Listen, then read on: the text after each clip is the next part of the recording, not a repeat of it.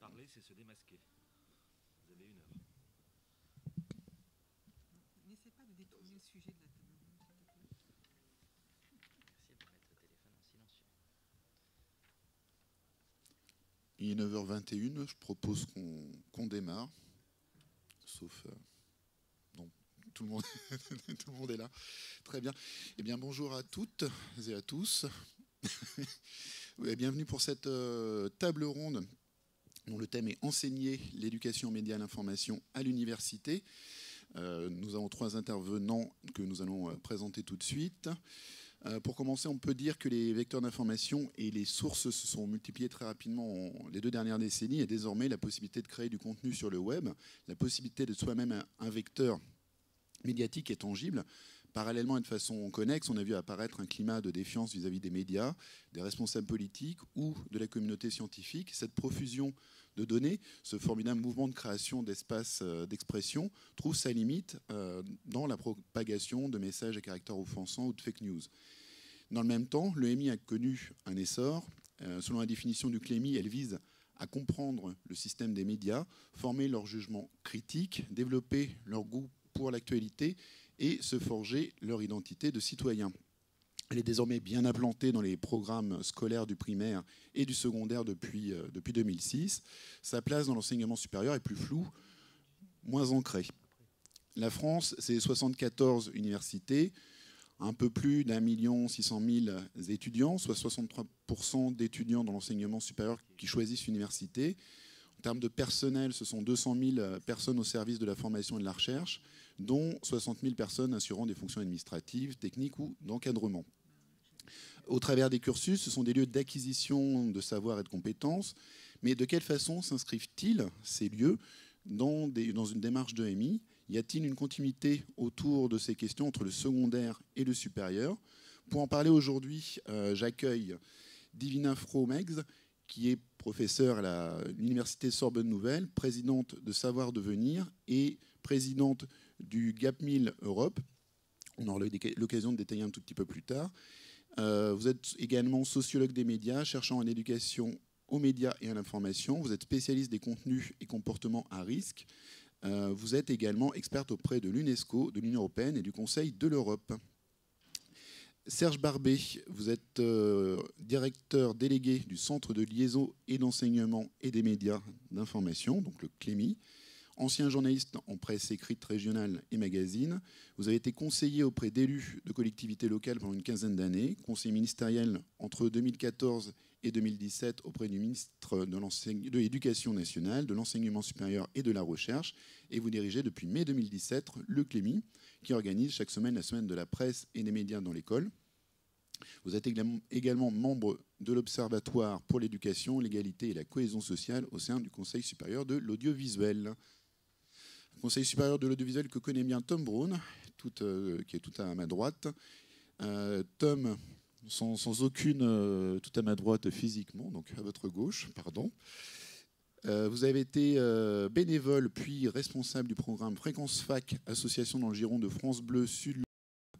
Cette initiative soutenue par l'Université de Lorraine entre 2004 et 2012, puis cofondateur de Radio Campus Lorraine en 2012, dont vous êtes le coordinateur d'antenne salariée depuis 2016. C'est une radio qui émet sur Metz et Nancy.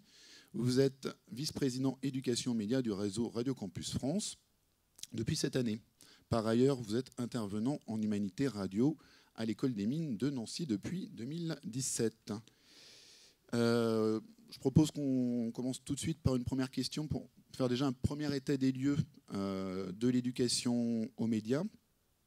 Peut-être commencer avec Divina par un très rapide historique de cette EMI. Rappeler les principales, évidemment on va essayer de faire succinct. Donc on va avoir un petit temps de questionnement auprès des intervenants, évidemment après vous aurez la parole dans la salle. On attend le temps. Alors, Divina, je crois qu'il faut prendre le micro. Voilà, merci. Vous m'entendez? Oui. Je n'ai pas préparé cette question-là, c'est pas grave. Alors, l'EMI, elle nous arrive par plusieurs niveaux en France. sachant que la France a toujours été extrêmement leader au niveau international, que ce soit à l'UNESCO ou que ce soit à l'Union européenne, en partie parce que nous avons cet opérateur de l'éducation nationale qui s'appelle le CLEMI et qui existe depuis 1900, pardon, je nous vieillissais, 83. 81, c'est la déclaration de l'UNESCO, déclaration de Grunewald, qui est un peu le texte fondateur de l'éducation aux médias, porté avec un autre pays qui est, comme nous, extrêmement motivé, qui est la Finlande. Et c'est en fait en Finlande qu'il faut aller chercher l'autre modèle alternatif de l'éducation aux médias, puisqu'ils en sont maintenant carrément à pratiquer les multilittératies depuis 2 ou 3 ans, avec l'information au cœur de toute leur discipline. Donc un énorme changement dans leur cursus. Donc voilà, donc au niveau de l'UNESCO, donc des textes fondateurs, des déclarations, et celle qui a transformé l'éducation aux médias d'avant en l'éducation aux médias de maintenant, c'est celle de 2011, la déclaration de Fès, qui associe pour la première fois éducation aux médias et à l'information. Voilà. Donc UNESCO, ça va. Et en 2016-17, la création de la Semaine mondiale de l'éducation aux médias, qui a toujours lieu fin octobre, avec une résolution cette année de l'ONU déclarant l'éducation aux médias comme stratégie prioritaire, déclaration faite aussi par l'OTAN. Ça vous met là-haut. Alors évidemment, entre-temps, qu'est-ce qui est arrivé? Devinez, donc il y a eu Je suis Charlie, il y a eu le Brexit, il y a eu toute la désinformation, la radicalisation, d'où la prise de conscience des politiques. Alors au niveau européen, on n'était pas en reste, on a eu un certain nombre de directives qui ont pris en charge l'éducation aux médias. Alors vous avez compris, l'UNESCO c'est des déclarations, l'Union européenne c'est des directives, et les directives après ça se met dans le droit national. Je vais faire vite.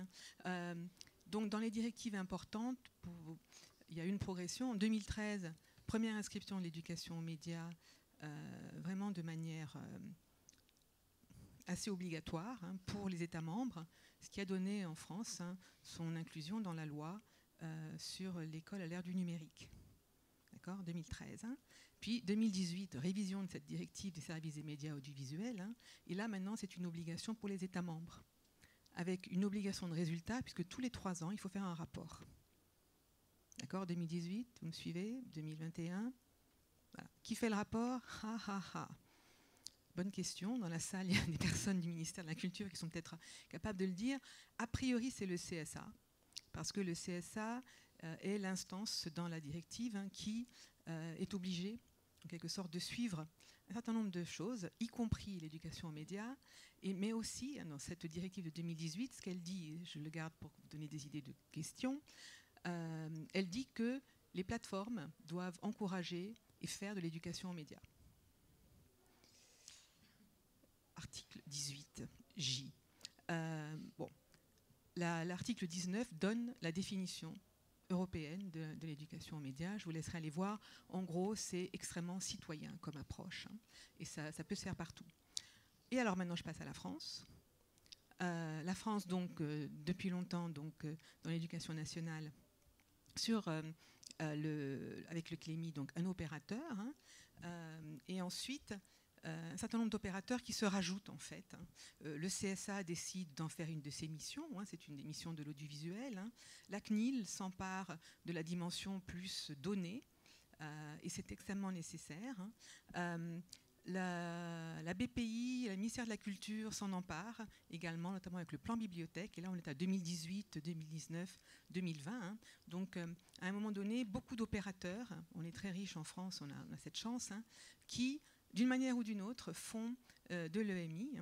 Et on est maintenant, donc, 2020-2021, avec le plan bibliothèque, notamment. Voilà. Et donc, une mutation de l'EMI, au sens où elle n'est plus faite que à propos des médias, à propos des journalistes. Elle est aussi faite par les professeurs documentalistes, les bibliothécaires et médiathécaires, dans et hors l'école.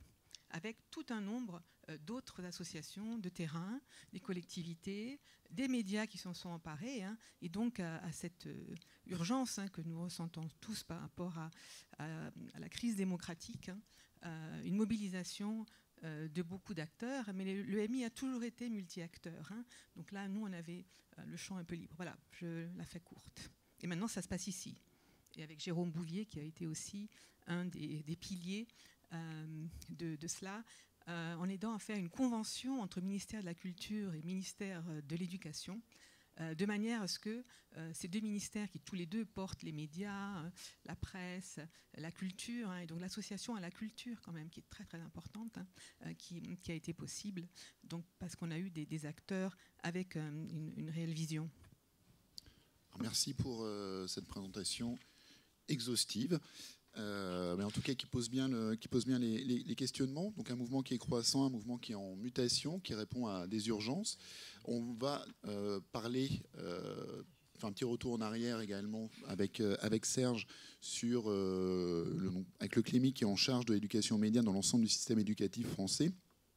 Et on va parler de ces élèves qui deviennent étudiants. Serge, selon vous, est-ce que les élèves qui s'apprêtent à devenir étudiants sont-ils prêts, sont-ils formés à l'EMI ? Bonjour à toutes et à tous. Où en est-on quand on est primo-entrant à l'université ?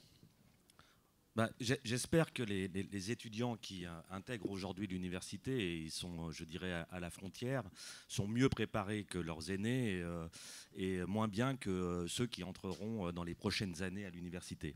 Pourquoi ? Parce que ce que l'on appelle l'éducation aux médias et à l'information au sein du système éducatif s'est beaucoup développé ces dernières années, mais que ce développement est relativement récent, eu égard aux enjeux de connaissance aujourd'hui d'une révolution numérique qui a bientôt un demi-siècle d'existence et qui effectivement interroge nos systèmes éducatifs sur leur capacité à former correctement aujourd'hui les nouvelles générations à ces enjeux des sociétés numériques.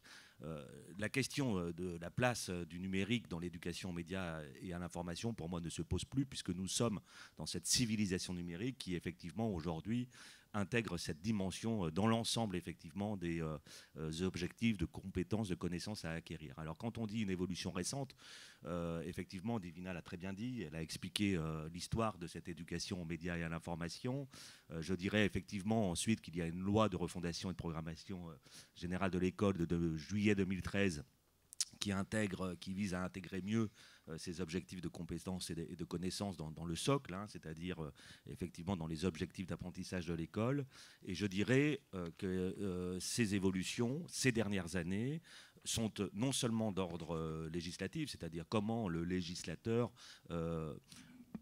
pense ces sujets, comment il les inscrit dans la loi de l'école, et puis comment des faits de société viennent effectivement orienter ensuite ce corps vivant qu'est l'éducation nationale pour prioriser, je dirais, à l'intérieur des objectifs de l'éducation aux médias et à l'information, quelles sont les compétences qui leur paraissent prioritaires. L'école n'est pas hermétique au vent de la société. L'école est là-dessus évidemment impactée. Elle est impactée quand il y a effectivement des phénomènes comme ceux que Divina vient de décrire. Tu as parlé de Charlie Hebdo. 7 janvier 2015 marque un avant et un après dans l'histoire de l'éducation aux médias et à l'information. Et évidemment... Je dirigeais le Clémy à l'époque. Et Divina sait de quoi elle parle puisqu'elle dirigeait le Clémy à l'époque. Et je sais combien ces événements-là, pour les avoir vécus, moi, du point de vue de la tutelle ministérielle, effectivement, ont impacté l'ensemble des citoyens, l'ensemble des institutions, l'ensemble des ministères, et donc il faut l'avoir à l'esprit. D'autres évolutions, effectivement, dans les usages irraisonnés ou irresponsables des outils numériques à notre disposition par le politique. On a cité plusieurs exemples, on doit citer Trump, évidemment, parce que Trump a également beaucoup compté avec l'élection présidentielle de 2016 aux États-Unis, et l'on voit comment les dérives des usages irraisonnés des outils numériques peuvent faire vaciller nos systèmes démocratiques. Donc on va dire que l'école aujourd'hui, comme l'ensemble des acteurs de la société, prend conscience de plus en plus effectivement de ces enjeux, comment le pouvoir politique démultiplie aujourd'hui les commandes de rapports divers et variés pour trouver des repères et trouver des solutions à des mots MAUX qui sont extrêmement complexes sur ce sujet-là. Et donc nous sommes aujourd'hui même, jour je crois d'annonce par le président de la République, d'une commission d'experts qui va être chargée de travailler, y compris sur le sujet de la désinformation très très fortement. Et du point de vue du Clémy, nous avons rendu pour les questions propres à l'éducation nationale un rapport le 1er juillet dernier à Jean-Michel Blanquer, qui est issu lui aussi d'un groupe d'experts de différentes disciplines et horizons, et qui pointe finalement que derrière la démultiplication des rapports, ce qui compte aujourd'hui, c'est la lucidité, le courage et le passage à l'acte. C'est-à-dire que nous avons effectivement bien identifié les difficultés. Nous avons aujourd'hui en France un réseau et un tissu d'experts qui n'est pas contestable et qui est très écouté à l'international aujourd'hui sur l'ensemble de ces sujets, qu'il y a un enjeu de construction de citoyenneté à l'échelon européen et international, et que le passage à l'acte, ça veut simplement dire donner les moyens aujourd'hui aux acteurs de pouvoir déployer effectivement une éducation aux médias et à l'information à l'école, mais aussi à l'université, et puis pourquoi pas dans un continuum -3+3 entre le lycée et l'université. Je dirais que nous savons ce qu'il s'agit aujourd'hui d'engager, reste à faire en sorte que les différents acteurs ne soient pas stratifiés et cantonnés dans des positions figées, puissent se parler, communiquer, travailler correctement pour mettre en œuvre des choses tout à fait essentielles et qui nous permettraient déjà aujourd'hui, si elles étaient mises en œuvre, de pouvoir avancer concrètement. Voilà, donc je veux commencer par ce propos très général et puis évidemment remercier les assises parce que je parle de l'école, je parle de l'université, parler aussi des acteurs médiatiques.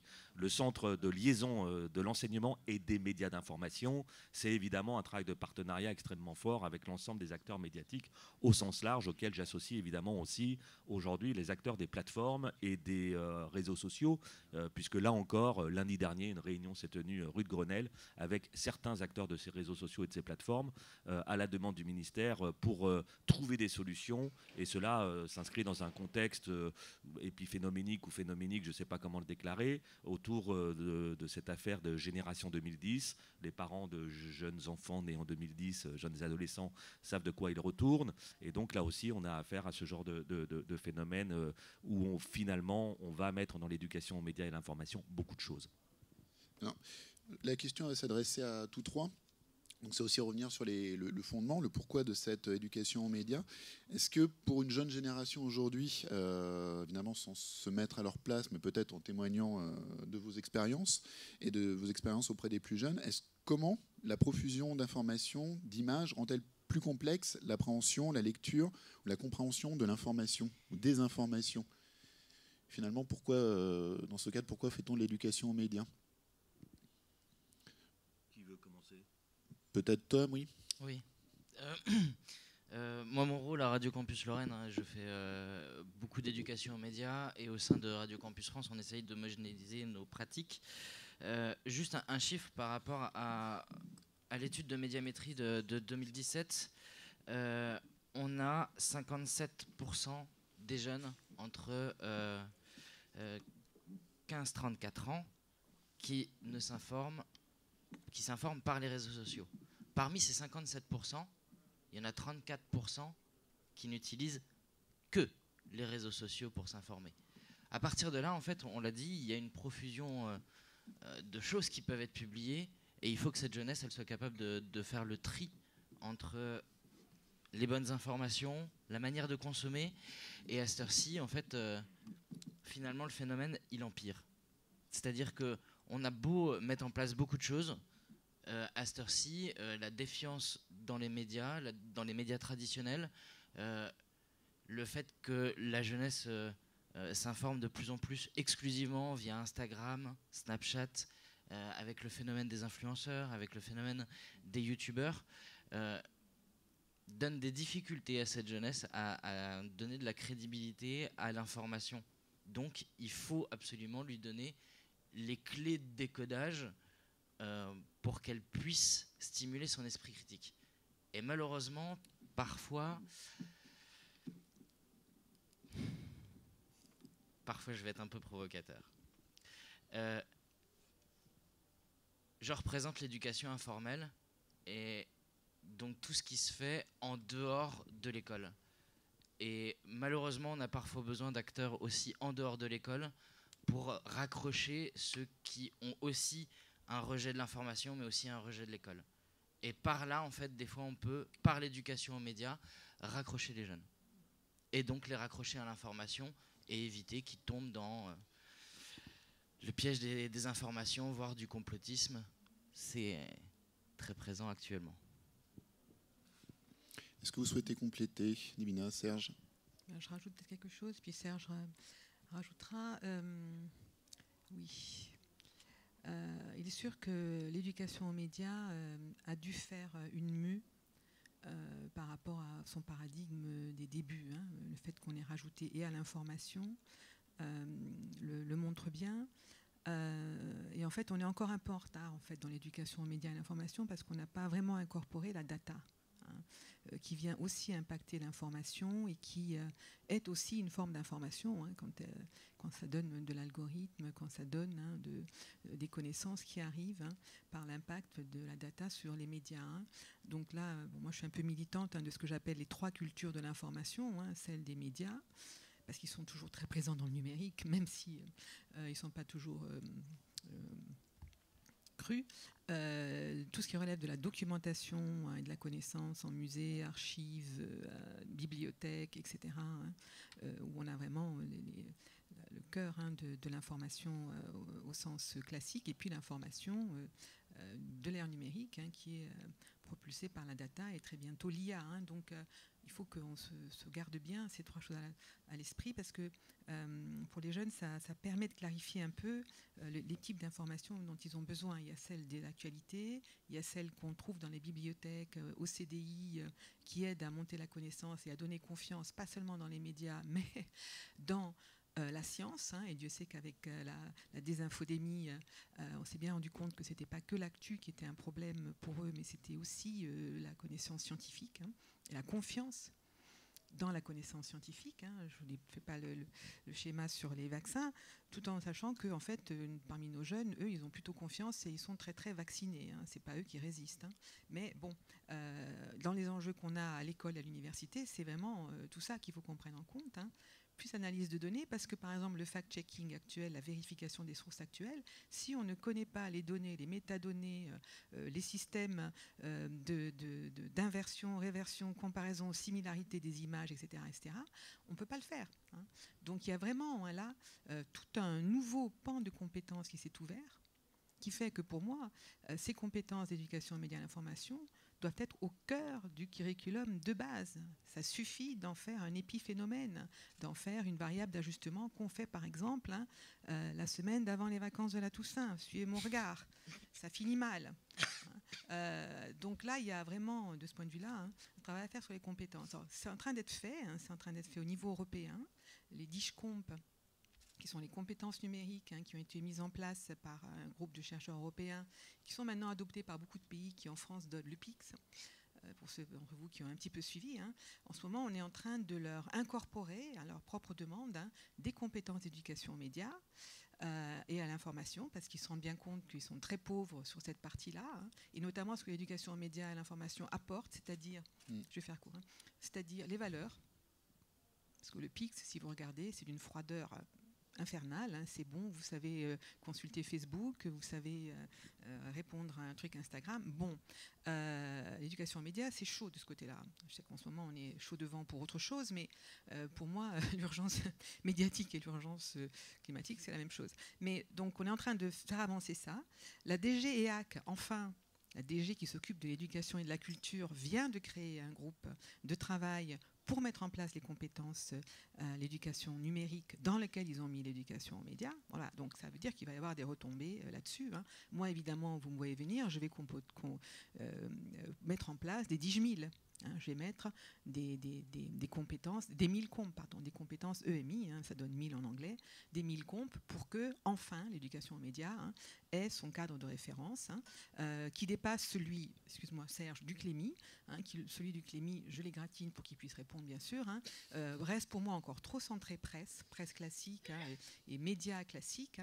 Et là, il faut vraiment que tous, on appuie pour qu'on aille vers une mutation à ce niveau-là. Voilà, je te tends la perche. Merci Divina. Alors j'ai l'habitude d'être égratigné et le Clémy a de plus en plus l'habitude d'être égratigné. Et je dis aux équipes du Clémy, c'est très bon signe.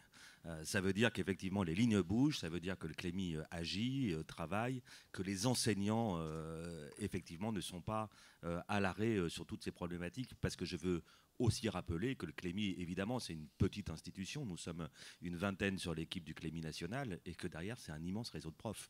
Et donc quand on parle du Clémy, on parle des profs. Et là où, Divina, je te rejoins, c'est qu'effectivement il y a besoin de progresser aujourd'hui sur l'ancrage et sur la linéarité, le continuum de l'éducation aux médias et à l'information, on va dire du plus jeune âge, du premier degré jusqu'au baccalauréat. Et puis là, on est sur une table ronde sur la question d'enseigner l'éducation aux médias et à l'information à l'université. Oui, on va revenir sur ce territoire universitaire. Et c'est pour ça que j'essaye de revenir au thème de la table ronde. Mais ce qui est intéressant, finalement, c'est que tu parles de PICS, et PICS, c'est un système d'évaluation des compétences numériques des élèves.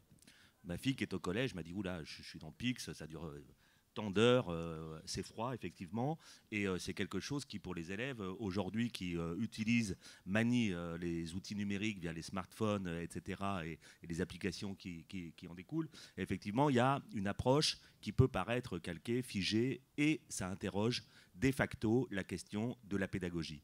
Et donc, quand on interroge la question de la pédagogie, on interroge forcément la question de la façon dont on fait de l'éducation aux médias et à l'information dans le système éducatif. Et en France, historiquement, nous sommes souvent sur une pédagogie de projet, nous sommes sur l'enjeu pédagogique aujourd'hui à l'ère numérique est passionnant. C'est-à-dire qu'il faut réviser les pédagogies nées au 19e et au 20e, dont on parlait énormément aujourd'hui, qui resitue la place de l'élève dans l'apprentissage. Et là, on est effectivement sur des enjeux de transformation de l'école qui sont essentiels.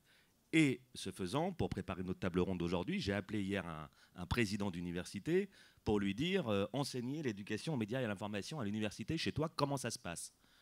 Il me dit bah, chez moi, ça se passe pas, ou alors ça se passe à côté. C'est-à-dire que ça se passe exactement comme ça s'est passé dans le système éducatif pendant des décennies, avant qu'effectivement les choses commencent à se structurer, et c'est-à-dire qu'on est sur des pratiques, sur la base du volontariat d'enseignants, sur la base de plans effectivement qui associent des acteurs extérieurs à l'université à des profs d'université, et donc effectivement là-dessus on voit bien que derrière cette façon de faire aujourd'hui à l'université, qui s'inscrit dans une stratégie ministérielle sciences et société, je crois que c'est la fête de la science, on voit bien cette semaine combien tous ces enjeux aujourd'hui traversent l'ensemble des couches de la société, et ben on se rend compte que finalement à l'université c'est pas très différent de l'école, et qu'on va se saisir de toutes les opportunités pour aborder ces sujets-là, à côté des enseignements parfois, dans des stratégies d'établissement sur ceux qui ont l'information ou sur ceux qui ne l'ont pas. Et ça rejoint ce que je disais tout à l'heure sur la nécessité aujourd'hui pour tous ces acteurs de se rapprocher, de travailler mieux. Après, il y a tout un travail de structuration aujourd'hui, quand même, disons-le, dans l'enseignement supérieur et la recherche, autour de ces enjeux-là, par effectivement des diplômes universitaires qui essayent de se monter, par des formations diplômantes qui essayent de se mettre en place. L'enjeu universitaire sur l'enjeu de l'EMI, il est pluriel, il touche aussi dans le champ scolaire la question de la formation des enseignants. Et donc là aussi, il y a un enjeu universitaire qui est prioritaire. Mais enfin voilà, et puis pour la petite pique, sur la semaine avant les vacances ou après, telle ou telle action éducative qui peut être menée, ça aussi, la semaine de la presse et des médias dans l'école, moi je veux couper court. Ce n'est pas une semaine, d'abord pour l'ensemble des enseignants qui participent à cette action. On est à plus d'un mois de pratique pédagogique aujourd'hui. C'est un retour de 3000 enseignants sur une enquête que l'on mène auprès des quelques centaines de milliers d'enseignants qui se sont inscrits dans cette action éducative. Mais ce n'est pas même un mois, c'est toute l'année que l'on travaille sur des projets qui permettent effectivement pour beaucoup d'enseignants d'arriver au moment de la semaine de la presse et des médias dans l'école, de valoriser, de faire, de mettre en œuvre, de mettre en production des projets qui ont engagé leur classe dans des projets pédagogiques sur toute ou partie de l'année. C'est ça qu'on est en train de voir se développer. Et comme la nature a horreur du vide également, comme à l'université demain, à l'école se développe sur la base des enseignants, des classes médias, des pratiques pédagogiques. Ce qui manque aujourd'hui à nos institutions, c'est ce que je disais en tout début de propos, c'est d'aller beaucoup plus vite pour rattraper l'avance aujourd'hui des acteurs de terrain et de la société civile. Alors justement, on a un pied là sur le territoire universitaire, on va y mettre les deux. Et revenir un petit peu en arrière peut-être avec Serge. poser une question finalement assez basique, assez initiale. Pourquoi est-ce important de développer une EMI auprès des étudiants? Sur le comment, vous avez commencé déjà à l'évoquer, on va pouvoir poursuivre après, mais pourquoi des étudiants, des étudiantes qui entament un cursus, qui vont acquérir des compétences au sein de ce cursus, notamment peut-être après embrasser la recherche et avoir un regard critique qui se construira, pourquoi parallèlement est-il important de faire de l'éducation aux médias et à l'information? Pour éviter de former des générations de moutons. Le mouton, c'est l'ennemi de l'esprit critique. Et donc, je pense qu'aujourd'hui, nous sommes sur un enjeu de citoyenneté majeur. Nous avons face à nous, et Tom, tu l'as dit tout à l'heure, des générations qui ont, comme moi, comme vous, ça dans la poche et à portée de main, effectivement, des outils extrêmement bien conçus pour capter un maximum de notre attention. Le temps de cerveau disponible, effectivement, aujourd'hui, il est démultiplié dans des applications qui savent très bien capter ce temps-là. Je mets au défi, il y a peut-être 1 ou 2 ou 3 personnes dans la salle qui ne se sont pas surprises à scroller leur écran, à passer en revue. C'est une drogue dure. Et ça, effectivement, notre responsabilité en tant qu'éducateur, que formateur, qu'enseignant, qu'universitaire, c'est de pouvoir effectivement développer une éducation aux médias et à l'information qui intègre le modèle de ces applications et de ces outils, qui intègre leur fonctionnement, qui intègre la question de la donnée, de la data, c'est extrêmement important, comme on faisait hier, par exemple, en éducation aux médias, le décryptage de l'économie des médias. À qui appartiennent-ils? Qui sont les actionnaires des principaux médias? Comment l'information se fabrique? Comment est-elle partagée? Comment se fabrique-t-elle? Comment elle est diffusée ensuite et elle se partage? Aujourd'hui, ces enjeux-là doivent s'appliquer pleinement au fonctionnement des plateformes et des réseaux sociaux si nous voulons effectivement avoir une génération qui puisse ensuite intégrer dans son apprentissage la remise en question même des enseignements qui lui sont proposés. L'esprit critique, il est là. C'est savoir réfléchir sur la matière même qui nous est donnée à étudier. Prendre le recul nécessaire, parce que sinon, s'il s'agit uniquement d'apprendre et de bachoter, je crois qu'effectivement, demain, ce serait la porte ouverte à tous les conformismes, et le conformisme est l'ennemi de la démocratie. Et donc nous voyons aujourd'hui l'urgence, tous les voyants sont au rouge, tous les acteurs de la société disent non seulement il y a un sujet sur la captation de l'attention, mais nous savons aujourd'hui qu'une mauvaise utilisation de ces outils permettent aujourd'hui et favorise le désengagement citoyen effectif. C'est-à-dire que nous savons aujourd'hui que derrière les petits likes, les petits cœurs, il y a une désagrégation du tissu social et des corps constitués, des corps intermédiaires qui font qu'aujourd'hui, ça promeut une individualisation, une tribalisation aussi du fonctionnement de nos sociétés, et que finalement, ce qui permet à une société de vivre bien, de s'engager dans un tissu associatif, collectif, dans une démarche d'ensemble, est gravement abîmé par plus d'une décennie de développement de ces outils-là. Et donc l'enjeu, pour moi, il est essentiellement à cette échelle. Alors on parle du mot citoyenneté, j'aimerais qu'on reste un petit peu dessus, parce qu'évidemment les graines doivent être semées avant, mais l'âge d'entrée à l'université, c'est aussi l'âge de l'entrée dans la vie de citoyen, puisque l'une des modalités, le vote, on l'acquiert à cet âge-là. Et on ne va pas s'adresser seulement à un apprenant, mais bien à un citoyen en faisant de l'EMI à l'université. Il y a aussi tout un enjeu de construction d'une pensée, d'une parole citoyenne. Et je crois que Tom veut prendre la parole. Oui, à cette heure-ci, il y a une défiance dans les médias, et cette défiance, en fait, le fait de faire de l'EMI à l'université permet aussi de faire en sorte que le citoyen puisse se réapproprier les médias. Je m'explique, je suis intervenant à l'école des mines. On se dirait, mais pourquoi faire des cours de radio à des gens qui sont des ingénieurs? Eh bien, tout simplement que, en donnant les codes d'utilisation des médias, ces futurs ingénieurs qui auront un savoir technique et hyper pointu, à un moment donné, il faut qu'ils puissent communiquer auprès des médias. S'ils n'ont pas ces codes-là, ils ne s'approprient pas les médias. Et finalement, le fait de leur donner ces codes permet justement à ce qu'ils puissent utiliser ces médias, les codes de l'information, les codes de la communication auprès des médias, et donc pouvoir finalement faire en sorte que de plus en plus de gens se les réapproprient et sachent communiquer après, et donc ne pas laisser, c'est le langage qu'on entend souvent, l'espace médiatique à des élites. Et bien finalement, je vois ça à l'école des mines, quand je donne des cours, mais on a aussi des démarches qui sont volontaires de la part d'étudiants qui vont rejoindre des radiocampus parce qu'ils n'ont pas forcément envie de devenir journalistes.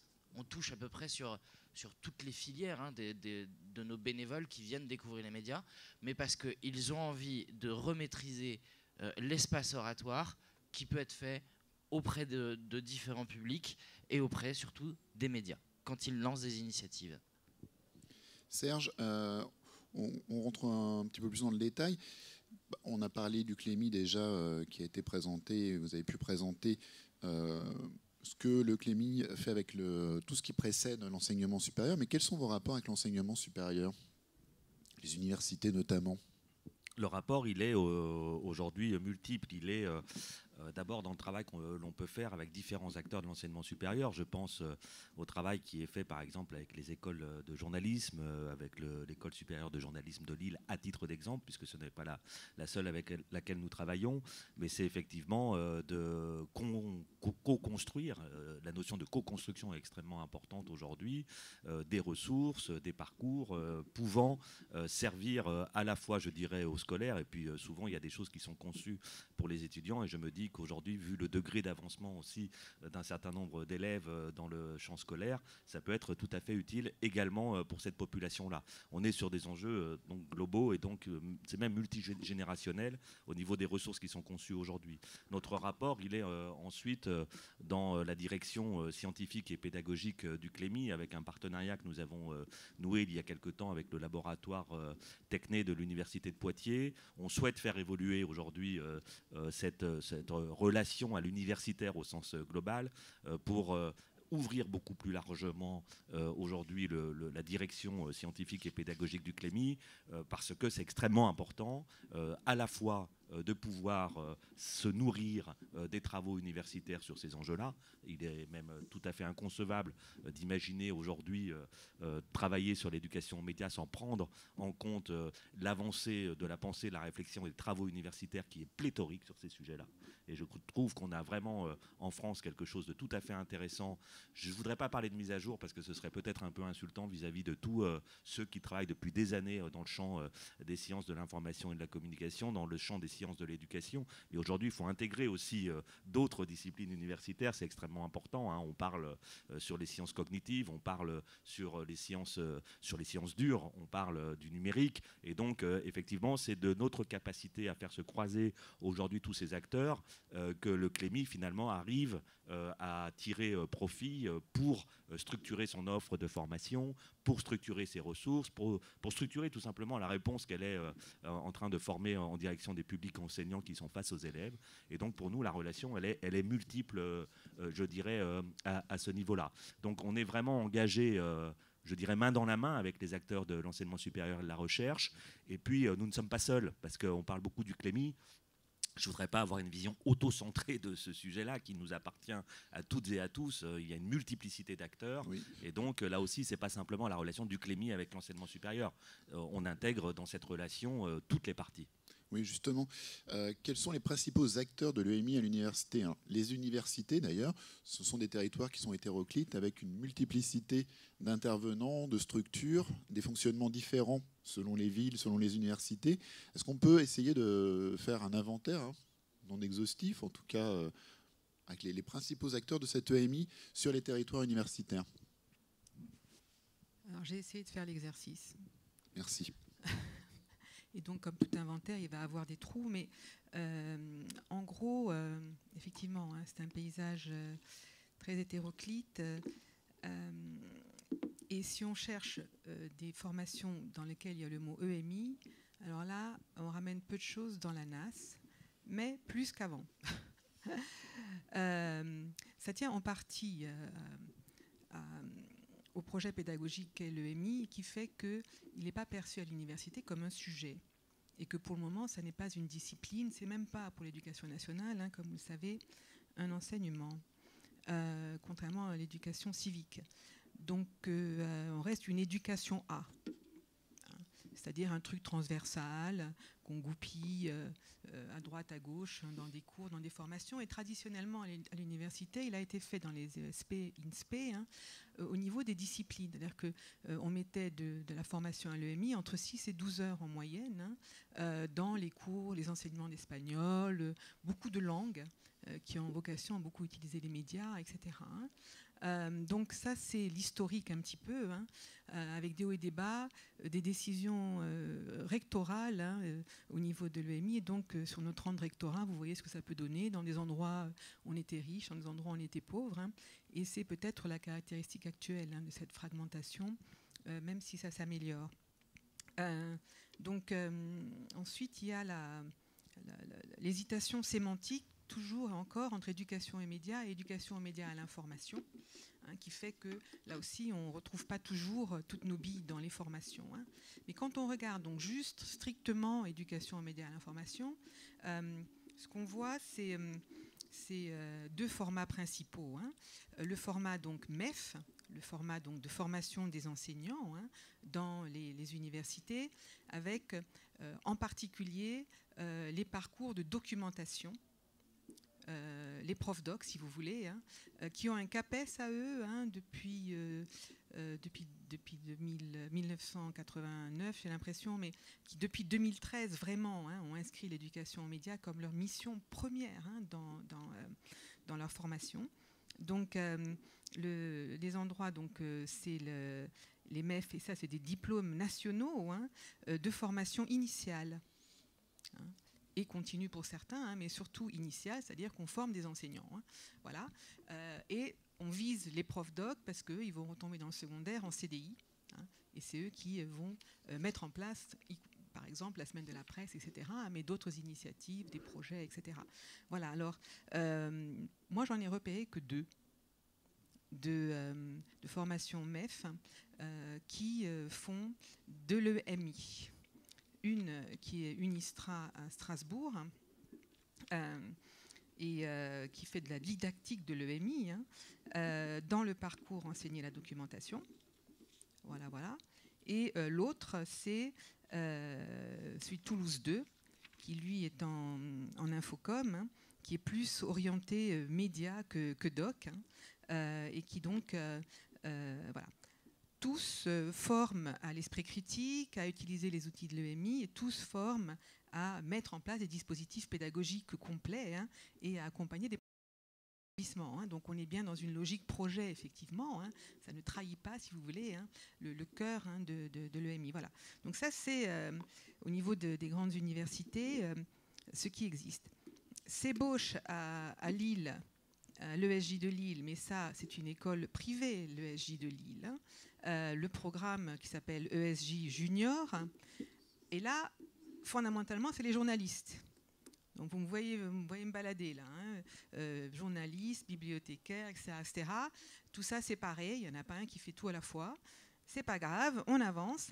Et donc là, on est savoir-faire journalistique sur 2 ans. Avec, et ça c'est l'autre volet, donc là les MEF, c'est formations initiales et continues. Après il y a les DU, les diplômes universitaires. Il y en a quelques-uns, très peu à nouveau. Celui associé à Lille avec l'ENS Saclay qui se fait à distance avec Facebook. Et puis 2 autres qui se sont créés il y a peu, que je ne dise pas de bêtises, celui de Lyon, avec l'ENSIB, qui a 2 ans maintenant d'existence, qui est donc de la formation continue. Alors les DU, c'est des diplômes locaux, ce n'est pas des diplômes nationaux. Chaque université peut décider selon son projet. Voilà, l'ENSIB, vous voyez l'opportunité, évidemment. L'école de formation des bibliothécaires et documentalistes, elle se dote d'un DU en EMI. C'est tout à fait logique. Voilà, c'est les deux d'ailleurs, celui de l'ESJ, de l'ENC Saclay-Lille, et puis celui de l'ENSIB. C'est les deux que j'ai repérés. Voilà. Après, il y a d'autres choses, mais vous voyez qu'au niveau formel, c'est ce paysage-là qu'on a. Alors, il y a d'autres ENSP qui le font, qui incorporent de manière importante l'EMI. Ne faites pas dire ce que je n'ai pas dit. Par exemple, à Caen, par exemple, à Poitiers, bien sûr. Par exemple, voilà. Mais c'est assez compliqué de ce point de vue-là pour le repérage. Donc, à part ces 2 autres formats, où est-ce qu'on peut trouver de l'EMI Eh bien, dans d'autres masters audiovisuels ou autres.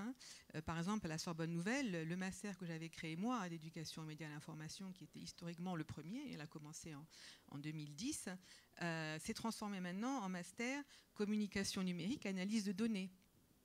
Vous voyez, c'est pas de médias, hein.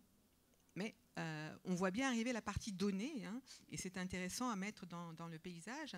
Un autre domaine, une autre mention très récente dans laquelle commence à s'inscrire l'éducation aux médias, c'est une mention qui n'est pas science de l'information, pas science de la documentation, hein, c'est la mention humanité numérique, très contestée par la mention sciences de l'infocom. Bon, on ne va pas se faire une bataille disciplinaire ici, hein, mais humanité numérique, ça incorpore la data dans tout, hein, et l'analyse de données dans tout, y compris du coup le champ journalistique ou autre, hein.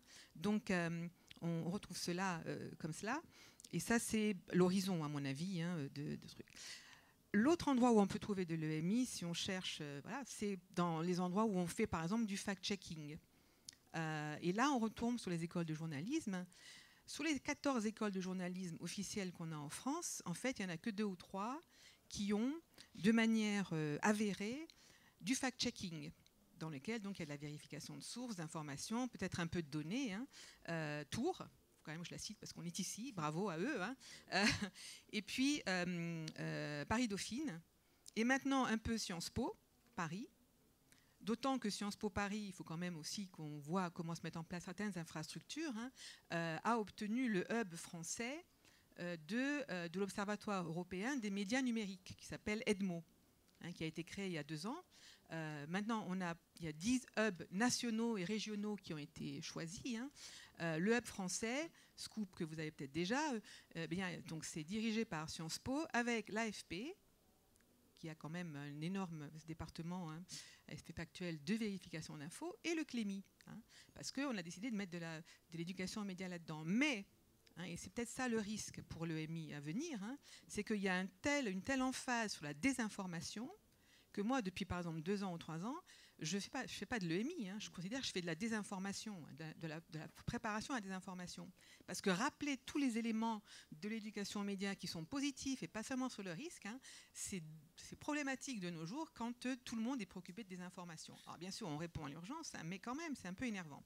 Donc c'est ça le risque en ce moment. Mais donc on a EDMO, on a le hub français de facto, hein, les Nordiques évidemment, ils en ont un qui s'appelle Nordis, les Italiens, ils en ont un, les Espagnols et les Portugais ont le leur, etc. etc.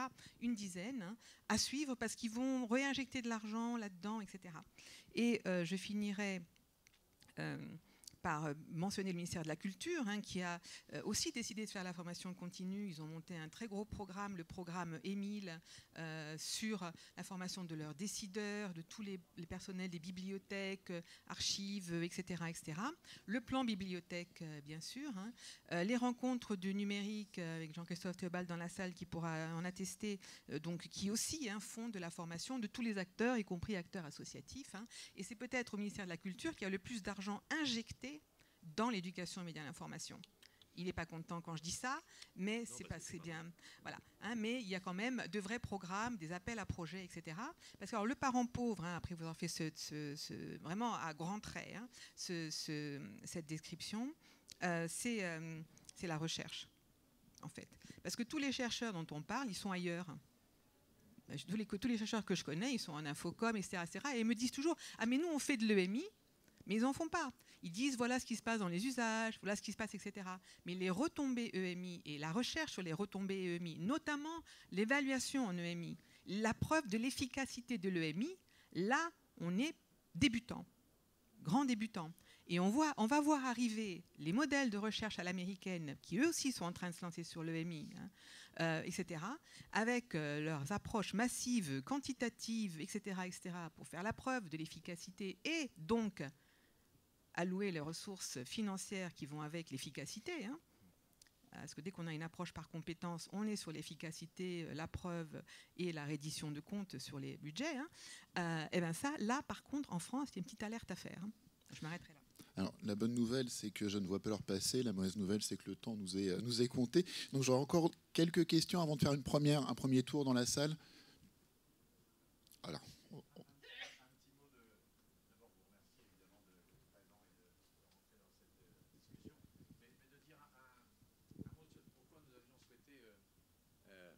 Merci beaucoup. Pourquoi nous avons Jérôme souhaité... Bouvier, pour ceux qui ne le connaissent pas. Voilà, Jérôme Bouvier, organisateur de ces assises au travers de l'association Journalisme et Citoyenneté. Pourquoi, avec tous ceux qui nous accompagnent, nos compagnons de route, on a décidé d'ouvrir cette journée éducation aux médias avec la question de l'université. Divina Fromex, qui est sans doute une des meilleures spécialistes que nous ayons de cet écosystème, vient de faire un bilan. Donc, quand on est très, très, très affûté comme elle, on arrive à distinguer quelques initiatives. Nous, le sentiment qu'on a depuis 1 an qu'on essaye de préparer cet atelier, c'est que, de même, quand on a écrit au ministère de la Recherche et des universités, il n'y a personne dans ce ministère, il n'y a pas de numéro de téléphone, si vous voulez. Si on va au cabinet de la ministre pour dire qui s'occupe de l'éducation aux médias chez vous, il n'y a pas de numéro de téléphone. Donc je fais un truc un peu simpliste, un peu brutal, mais pour dire ce que nous attendons de cet atelier, c'est justement d'essayer de faire à la fois un signal d'alerte et d'avoir des pistes très concrètes de comment on peut avancer là-dessus. Donc on est dans un schéma qui, jusqu'à il y a une dizaine d'années, était en gros l'école. Et grâce au Clémy, ce champ est de mieux en mieux couvert, et heureusement. Puis grâce au ministère de l'Agriculture, depuis 7-8 ans, du hors-l'école qui s'ouvre. Mais la question de tout d'un coup, après le bac, en gros, l'EMI, c'est plus une question. Donc j'ai 18 ans, je suis jeune citoyen, je suis un acteur numérique majeur, et je ne suis plus concerné par l'éducation aux médias, comme si, en plus, l'éducation aux médias et à l'information n'était pas quelque chose qui allait de 7 à 77 ans. On voit bien qu'il ne suffit pas d'être jeune pour relayer des fake news de sa communauté, etc. On peut le faire à tout âge, et on le fait assez bien. Donc, moi, ce que j'attends vraiment de ça, on a sollicité presque toutes les universités pour dire est-ce que vous avez des initiatives dont vous pouvez venir parler aux assises, etc. Personne. L'université de Tours, on ne parle pas de l'EPJT, dit on a vu les vice-présidences, machin, nouveau conseil d'administration. Est-ce que vous avez quelqu'un qui a réfléchi? Ah non, effectivement, c'est un beau sujet. Personne. Donc, on a un état des lieux qui, pour le béotien, pas comme Divina qui connaît ça finement, ben, il n'y a rien. Et donc, je voulais un peu me permettre de prendre la parole avant au risque de rompre l'ordonnancement de ce qu'a prévu notre confrère. Mais moi, ce que j'attends vraiment, c'est le coup d'envoi de dire, voilà, comment on mobilise les acteurs, modestement ici, mais on a essayé de le faire en accompagnement du hors-l'école il y a 6-7 ans, et ça a fini par payer aussi, un peu dans l'action grâce au soutien financier, y compris les ministères de la Culture. Mais comment on peut agir sur...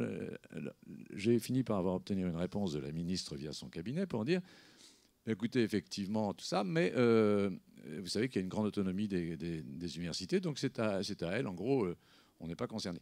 Un peu quand même.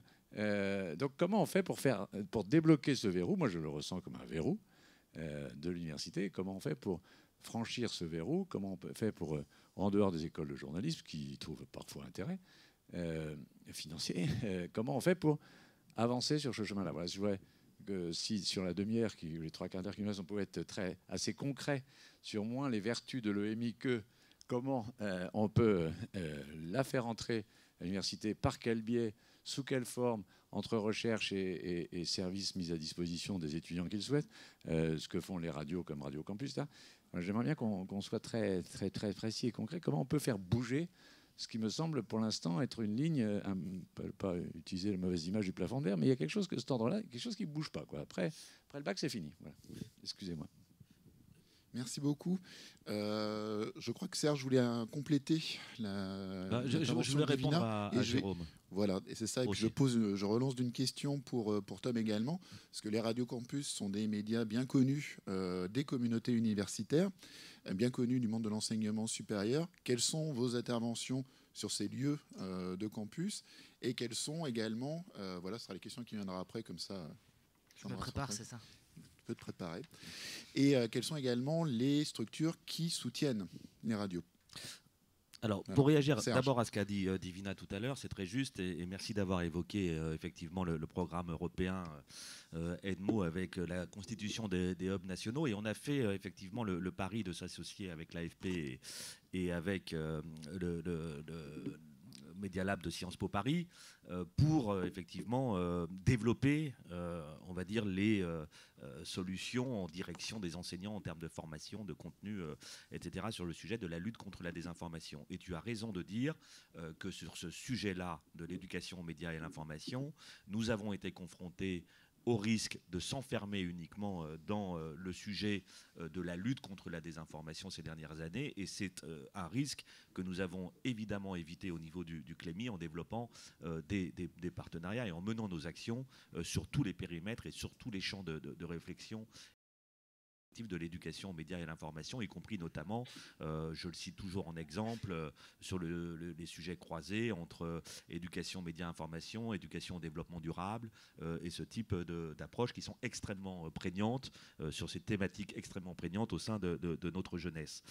Pour répondre plus précisément à la question de Jérôme, alors Jérôme, je suis comme toi, moi je suis toujours en recherche d'interlocuteurs pour mener les actions, et il se trouve qu'il y a 2 jours, c'était lundi matin, j'étais à la Cité universitaire internationale de Paris pour le lancement de la plateforme portée par les acteurs de l'audiovisuel public, l'UMNI, en direction des étudiants. Et donc là, il y avait effectivement des acteurs de l'université.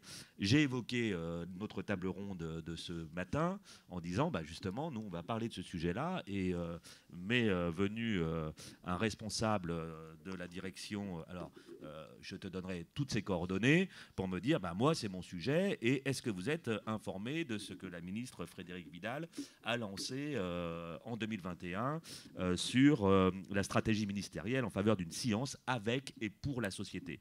Et alors, je l'ai remercié.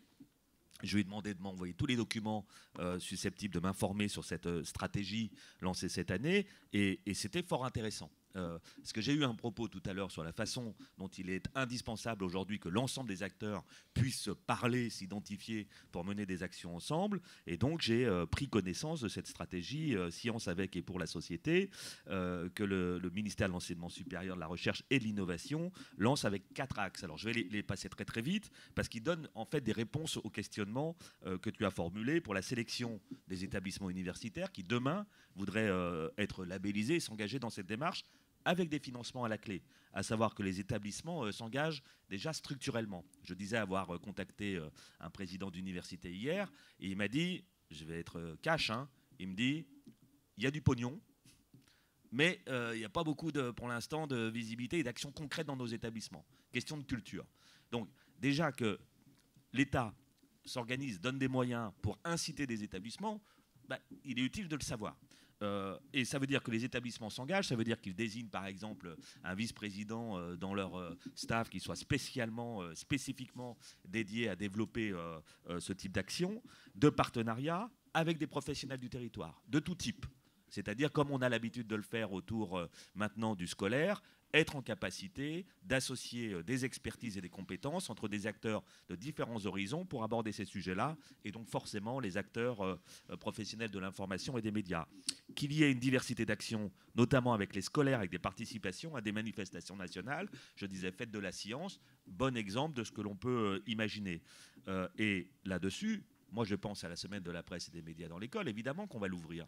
Si on peut effectivement, techniquement, comme on l'a fait hier avec le ministère de la Culture, sur l'ouverture de la semaine de la presse et des médias aux médiathèques, aux bibliothèques diverses et variées, évidemment que le champ universitaire, aujourd'hui, s'empare de plus en plus. Et donc, c'est une question de coopération effective qu'il faut savoir mettre en place. Et puis, dans l'idée du ministère, donc, je ne suis pas le porte-parole, mais puisqu'ils m'ont informé, je te relais, qu'il y ait une auto-évaluation portée par chaque établissement qui puisse être prise en compte dans le cadre du Haut Conseil de l'évaluation de la recherche et de l'enseignement supérieur, parce que la phase d'évaluation, effectivement, est extrêmement importante. Donc, je pense que, pour redire ce que je disais tout à l'heure, je pense que nous sommes dans un moment où il y a une nécessité d'ouverture, de décloisonnement et de coopération, et le fonctionnement autonome des universités, effectivement, pose un certain nombre de difficultés qu'on n'a pas forcément de la même manière à gérer au niveau du champ de l'éducation nationale et du scolaire. Mais en tout cas, je te donnerai le mail et le numéro de téléphone de ce charmant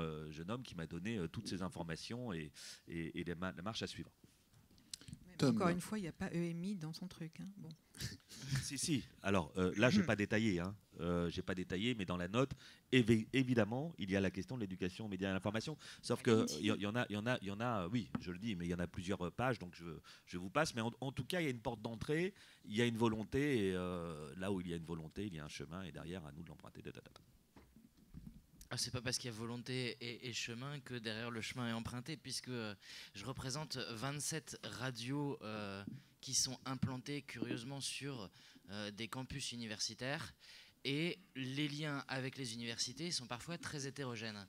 Je m'explique, il y a certaines qui arrivent à même négocier des UE libres, unités d'enseignement libre, qui sont réalisées par les radiocampus. Pour d'autres, on est relégué à faire une dizaine d'ateliers par an avec les maisons de l'étudiant sur le budget de la CEVEC. Voilà, c'est à cette heure-ci la majorité des partenariats qui se font entre les campus et les universités. Et pourtant, même si on est des acteurs associatifs, on a des compétences à faire valoir, puisqu'on a souvent des salariés au sein de ces radiocampus qui sont parfois même des professionnels des médias avec un bagage parfois conséquent. À titre d'exemple, Radio Campus Lorraine, on fait partie des bébés dans le réseau Radio Campus. On a 8 ans. En 8 ans, c'est une quarantaine de professionnels qui se sont formés et qui sont devenus des professionnels des médias. Donc, on a ce savoir-faire-là. Mais à cette heure-ci, la passerelle vers l'enseignement et l'enseignement supérieur, eh ben, elle ne se fait pas. Très simplement, à un moment donné, pour donner cet exemple de Radio Campus Lorraine, on a été voir l'université en disant on peut proposer des cours. On a un studio qui est à disposition. On peut proposer énormément de choses, puisque pour ma part, je pense que l'éducation aux médias et à l'information, le faire par la pratique, ça marche aussi très très bien que de faire ça sous forme de cours magistral. Pour moi, c'est par la pratique qu'on apprend les usages, les mécanismes et finalement comment ça fonctionne, l'envers du décor. Et bien finalement, ça a donné quoi? Ah ben non, on ne peut pas attribuer un cours à une association, il faut que ce soit quelqu'un de nominatif. Et bien résultat, je suis devenu intervenant individuel à l'école des mines. Mais finalement, il y avait des passerelles qui étaient faisables, et par des blocages structurels ou des blocages juste de process on ne peut pas faire attribuer un cours à une association ou attribuer un cours à une structure, eh bien il n'y a rien qui se fait. Donc le plafond de verre, il est parfois aussi purement et simplement parce qu'on met des cases et que si ça ne rentre pas dans les cases, eh bien on ne peut pas faire avancer les choses. Je peux rajouter mon exemple. Donc moi, je fais partie des chaires UNESCO, du réseau de chaires UNESCO éducation aux médias, parce qu'il existe. On s'est battu pour avoir de la recherche à l'université. Et ce réseau de chaires a une chaire par continent. Et puis depuis, on a rajouté 5 à 6 autres pays. Et donc, je suis censée représenter la France. J'en ai parlé à mon université qui m'a dit cause toujours divina. Bon, mais grosso modo, on ne t'embêtera pas, donc fais ce que tu veux faire. Hein. Et donc j'ai créé, à partir de ma chaire, qui s'appelle Savoir Devenir, une association Savoir Devenir adossée à l'université. On habite à la maison de la recherche de l'université, vous voyez. Je l'ai fait exprès pour envoyer le message. On peut faire de la recherche sur ces sujets, ça peut donner à l'université sa dimension citoyenne. Et maintenant, les universités sont évaluées pour leur rayonnement aussi au niveau de la société et de la proximité. Donc ça, Jérôme, je commence à te répondre. Du côté des universités, où sont les leviers? Parce que moi, comme toi, je cherche. Mais alors, vraiment. Donc, il faut jouer sur le fait que les universités, qui sont de plus en plus autonomes, sont évaluées de plus en plus, et les points, pour elles, c'est important, parce que ça conditionne plein de choses, y compris la désirabilité par les étudiants, parce que les étudiants, maintenant, ils font leur marché en ligne. Tiens, c'est quelle fac qui fait ça? Cette fac, elle a quel classement au Remotion Shanghai, etc. Et à partir de là, ils commencent à réfléchir. C'est plus du tout, j'habite dans ce quartier, on m'envoie là, j'y vais. Ils sont plus comme ça, malgré Parcoursup et tout ce qu'on peut nous raconter sur Parcoursup. Mais donc, le côté citoyenneté et rayonnement fait partie maintenant de ça. Mais, comme tu disais, il y a des cloisonnements. Donc moi, par exemple, je fais des choses. Chaque fois que je vais en parler à mon université, on n'a pas le temps. Je voudrais bien faire une journée où je vous présente ce que fait Savoir Devenir. Super, fais-nous une proposition. Bien. Mais pour arrêter de parler de mon cas, mais... Voilà. Après, comment faire pour les universités? Donc, il y a les MEF, clairement, tous les parcours de formation des enseignants, parce qu'il y a des passerelles avec le secondaire qui sont là et il y a un peu une obligation de faire cela. Comme vous le savez, les MEF ont un très, très gros problème. il y a une résistance à la recherche dans les MEF qui est quand même assez effrayante. Et si je parlais que de l'ENSP de Paris, c'est vraiment un très très grave problème entre les praticiens de l'enseignement, etc., et les chercheurs. Il y a une résistance là qui est quand même problématique. Et puis après, il y a donc tous ces champs disciplinaires que sont les sciences de l'infocom, les sciences de l'éducation, où ça peut rentrer, si on arrive à convaincre les collègues que ça n'est pas un sous-champ d'un sous-champ, et qu'on ait un champ plein. Donc là, c'est l'enjeu de dire qu'il y a vraiment de la recherche, un périmètre, une épistémologie de l'éducation aux médias et à l'information qui fait que quand on fait de l'éducation aux médias et à l'information, on n'est pas en train de faire juste un cours d'audiovisuel. Qui est quand même un peu ce que nous disent nos collègues. Donc voilà. Alors l'autre façon de le prendre à un niveau national, et là c'est vraiment, on a besoin de gens comme toi, Jérôme, c'est d'aller voir les ministères et de dire mais il y a des secteurs d'activité là-dedans, il y a des jobs. Or pour le moment c'est compliqué de prouver qu'il y a des jobs en EMI, parce qu'ils vous disent mais les profs doc, nous c'est déjà occupé le terrain. Vous voyez le problème. Et les journalistes, donc où est-ce que tu me mets les secteurs d'activité, Divina? Alors je suis obligée de ramer, mais si on rame à plusieurs, on ne coulera peut-être pas. Donc je leur dis, il y a les associations. C'est quand même un super vivier. L'éducation nationale, l'éducation aux médias, elle n'est pas que dans le domaine de l'école, elle est aussi après l'école. Et puis il y a tous les seniors à former, et Dieu sait que c'est eux qui les informent le plus, maintenant on va se le dire. Il y a tout ce qui est les politiques publiques de la jeunesse, tous ces domaines-là qui sont assez en désarroi quand même par rapport aux jeunes. Il y a toutes les organisations qui ont des dispositifs de formation. Je travaille avec l'INA. L'INA, maintenant, fait appel à mon association pour leur donner des cours dans la formation à l'audiovisuel, etc., qu'ils font à Brie-sur-Marne. Enfin, c'est quand même dingue. Mais voilà. Donc, il y a des métiers qui sont en train de s'inventer autour de l'éducation aux médias et à l'information en tant que telle. Et toutes les collectivités territoriales. On travaille beaucoup avec le SICOVAL du côté de Toulouse, qui a aussi donc ce master MEF, etc., etc. Là, ce qu'on peut faire au niveau des collectivités territoriales qui s'engagent, c'est juste monstrueux. On vient de faire les rencontres de l'esprit critique, par exemple, il y a 15 jours. Il y avait 1300 personnes et on a dû en refouler 700. Avec les youtubeurs, les influenceurs, on amène tout le monde dans la nasse. Et alors, des échanges très riches, y compris derrière avec des gens toxiques. Mais c'est pas grave, voilà. Donc, il faut arriver à faire ça. Identifier des métiers, des secteurs d'activité et identifier un référentiel de compétences, parce que c'est comme ça que les universités comprennent. Donc il faut leur dire, il y a des jobs à la sortie et il y a un référentiel de compétences qui va avec les jobs à la sortie. Voyez, tant qu'on n'aura pas fait ce boulot, et ça c'est les gens de l'EMI qui doivent le faire à l'université, donc autant vous dire qu'on se mord la queue, mais c'est en présentant ce type de document très bête, très simple, pour le RNE, là, le référentiel de compétences et les secteurs d'activité, qu'on va y arriver. Et il va falloir dépasser le champ du journalisme, désolé de vous le dire les amis, et de la bibliothécologie. Vous voyez, c'est là où il va falloir être créatif. Mais on l'est en EMI. Pour donner de l'eau au moulin, on n'arrive pas à se lier aux universités. Sur les radiocampus, l'interlocuteur principal pour faire de l'éducation aux médias et à l'information, c'est protection de la jeunesse, protection judiciaire de la jeunesse, foyer de migrants, tout ce qui est structure et foyers sociaux. Et là-dessus, en fait, moi, je refuse des contrats parce que j'ai pas le temps. Donc, en fait, des débouchés professionnels, finalement, il y en a, puisque même hors de l'éducation nationale, il y a énormément de publics, et c'est même souvent ces publics-là qui ont le plus besoin d'être éduqués à l'esprit critique, aux médias et à l'information. Alors, on le voit par rapport à vos deux témoignages, le chemin que je décrivais tout à l'heure lié à la volonté, j'ai jamais dit qu'il était linéaire et facile à emprunter. C'est un chemin parsemé d'embûches, et je dois dire que au niveau du Clémy, ces dernières années, moi j'ai une petite expérience depuis 2017, un peu avant, parce qu'avant je travaillais avec le Clémy, mais du point de vue du ministère. Il y a énormément des choses que nous avons réalisées ces dernières années qui n'ont jamais été commandées par aucune tutelle ministérielle, alors que nous sommes un opérateur public qui nous aurait dit la position stratégique de l'État sur ces sujets est celle-ci, veuillez nous aider, etc. etc. Aujourd'hui, on voit apparaître beaucoup effectivement de paroles, de plans qui se développent pour donner à voir un peu de cette stratégie. Mais on entre dans une année électorale. Et donc effectivement, c'est quelque chose qui peut interpeller et néanmoins continuer à nous mobiliser.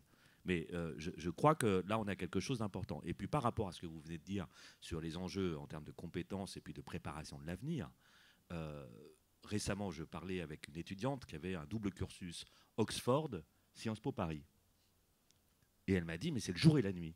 C'est-à-dire que Oxford, j'étais embarqué dans des projets pédagogiques à l'échelle de l'établissement sur des joutes oratoires, des débats, apprendre à argumenter, apprendre à développer son esprit critique, et j'arrive et je bachote. Donc on rate quelque chose. Sur l'association, nous on a développé, on parlait du hub dans le projet De Facto tout à l'heure, là encore on a demandé l'autorisation de personne, mais il nous a semblé intéressant de s'associer avec une université, un laboratoire de recherche avec une grande école, et l'AFP, mais de la même manière qu'on travaille avec l'ensemble des médias, je dis l'ensemble des radios associatives, des médias audiovisuels publics et médias privés, et là encore, ce sont des prises de risques à chaque fois pour dire effectivement comment on travaille, avec quel objectif et quelle finalité. Et donc là-dessus, moi je vous rejoins, je sais que les difficultés sont grandes et je sais qu'il faut se battre aujourd'hui, puisque sur ces sujets-là, il y a un consensus au niveau de la société dans son ensemble. Je me réfère à l'enquête de Lacroix-Cantar 2018 sur le baromètre de la confiance des Français dans les médias. Il y avait 2 questions qui étaient posées sur faut-il que ces sujets d'éducation aux médias et à l'information soient posés à l'éducation nationale. Le score était sans appel. Plus de 89% des familles demandent aujourd'hui que l'éducation nationale et effectivement par extension et aussi l'enseignement supérieur de recherche, j'imagine, puisse effectivement assumer son rôle dans cette mission-là. Mais l'information est un combat, l'éducation aux médias et à l'information est aussi un combat. Mais l'éducation médiale pourra pas, l'éducation nationale pourra pas réussir ça tout seul. C'est-à-dire que les professionnels des médias ont parfois aussi autant à apporter qu'un professeur qui va être formé sur 3 ou 4 journées sur l'éducation aux médias. Pour connaître l'envers du décor, des fois c'est un peu limitant. Mais ceux qui sont devant les élèves, c'est 870 000 enseignants, les professeurs documentalistes, les enseignants de tous les cycles et de tous les champs disciplinaires. On a 30 000 journalistes en France à peu près, à la louche. Combien font de l'éducation aux médias et autour de quels projets? On a vu se développer ces dernières années énormément de propositions portées par des acteurs extérieurs. Et je suis pour sélectionner en fonction de la pertinence. Divina l'a dit entre les lignes tout à l'heure, il y a aujourd'hui tout un tas d'acteurs qui viennent sur le terrain, y compris des gens toxiques, qui se prévalent aujourd'hui d'expériences sur Internet les plus farfelues, voire les plus illicites, pour s'ériger en acteurs de l'éducation aux médias.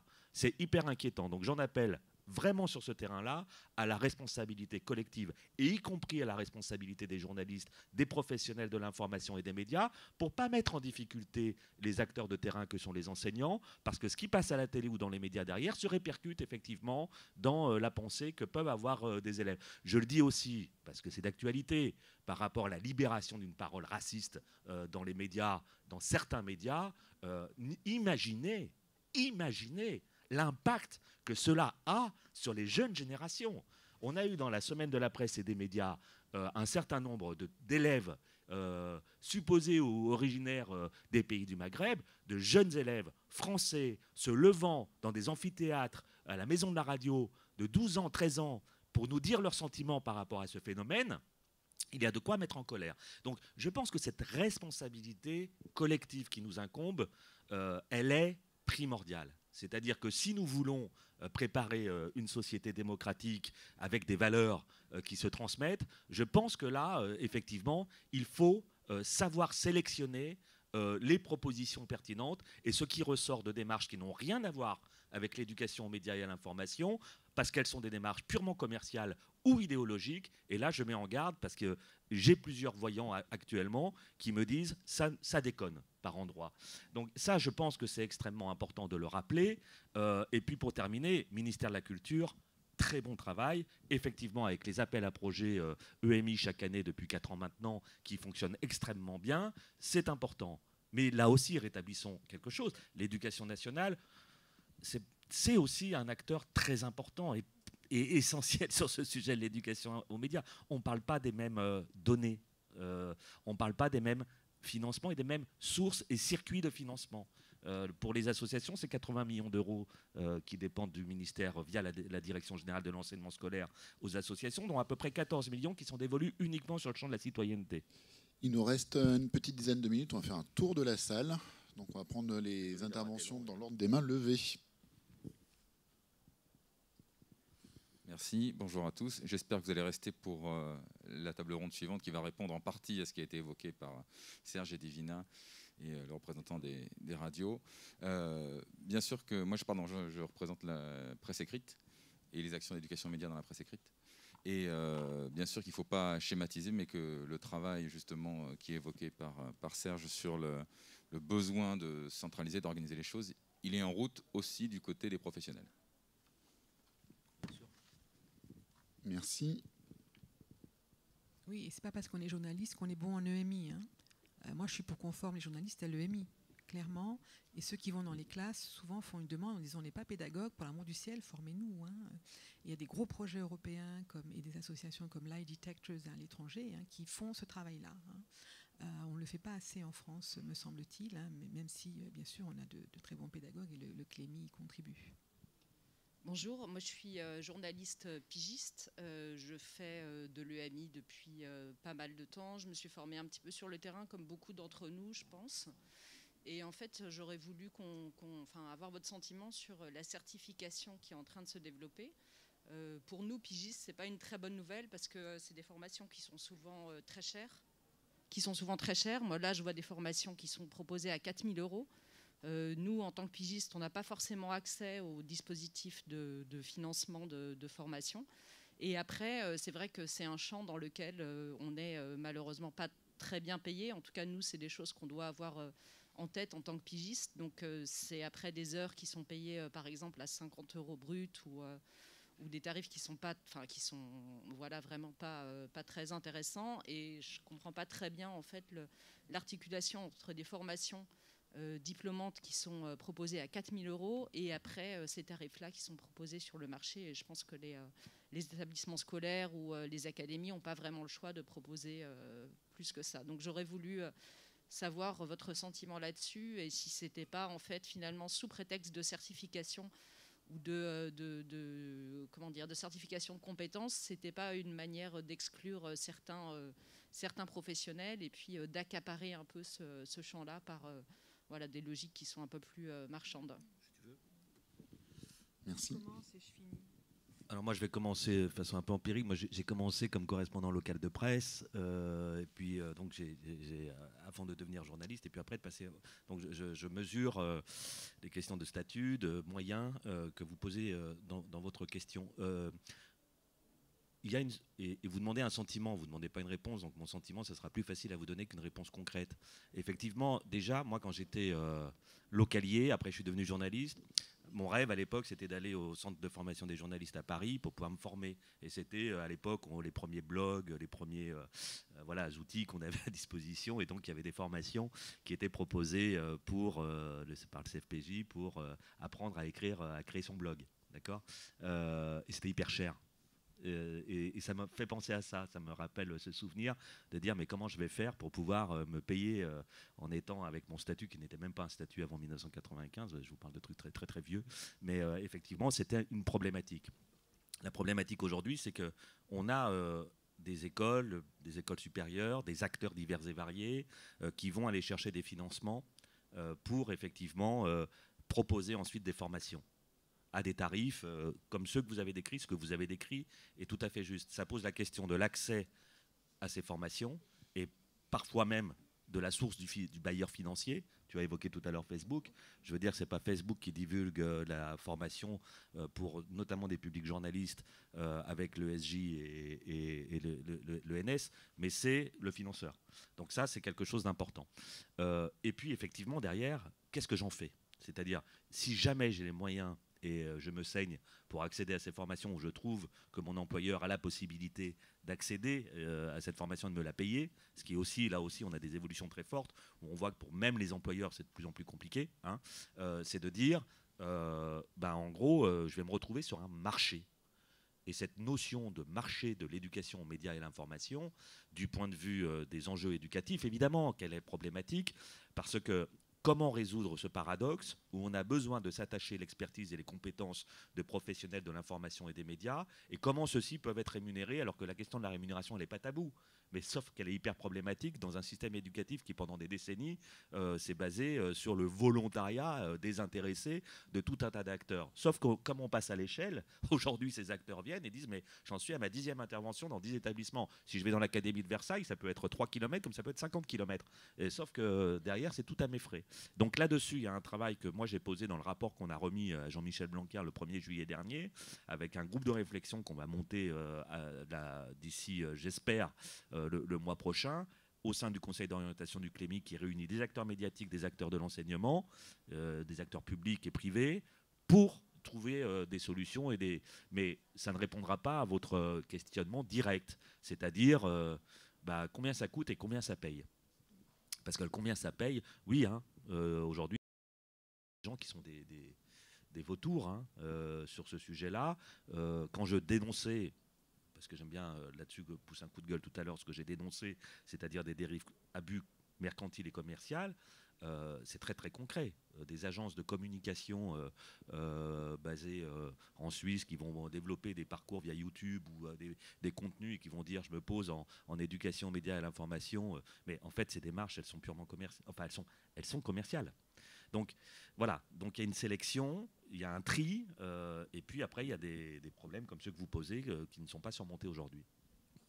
Oui, c'est tout le problème de l'effet d'aubaine actuel de l'éducation aux médias. Elle a le vent en poupe, donc il y a des gens qui s'engagent. Et elle s'engage pourquoi? Parce qu'il n'y a pas en face les formations universitaires. On revient au problème de la formation universitaire. Normalement, la certification, c'est un monopole de la fac. Bon, alors ce qu'on vous vend à côté, après, c'est à vos risques et périls. Ça peut être de la daube comme des choses de grande qualité.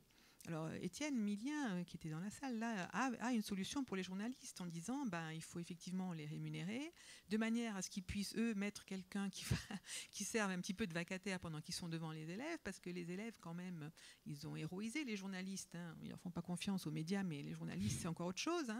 Et donc, si j'essaye de chiffrer ça, c'est 1 000 €.